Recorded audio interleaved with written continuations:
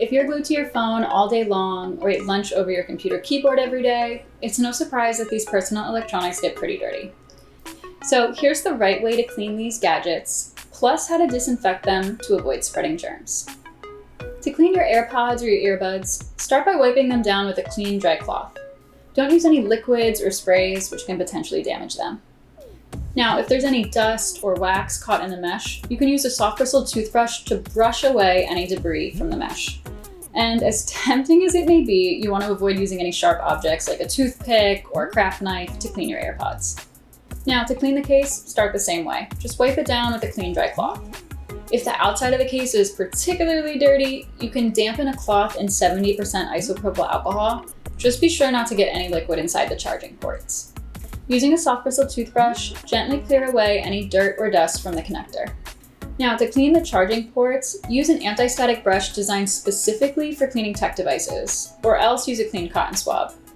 Whatever you do, skip the liquid cleaners and the sharp objects.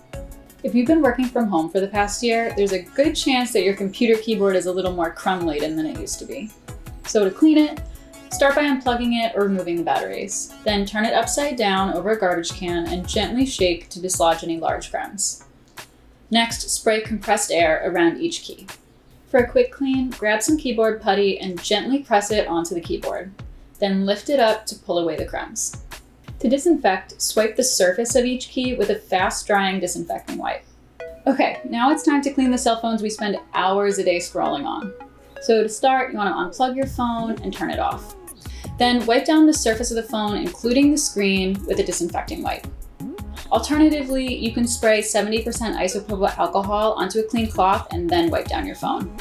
Whatever you do, you don't want to spray any liquid cleaners directly onto your phone, and you want to avoid getting liquids in the charging ports. If you have a hard case on your phone that's particularly dirty, you can remove it and wash it with mild dish soap and warm water.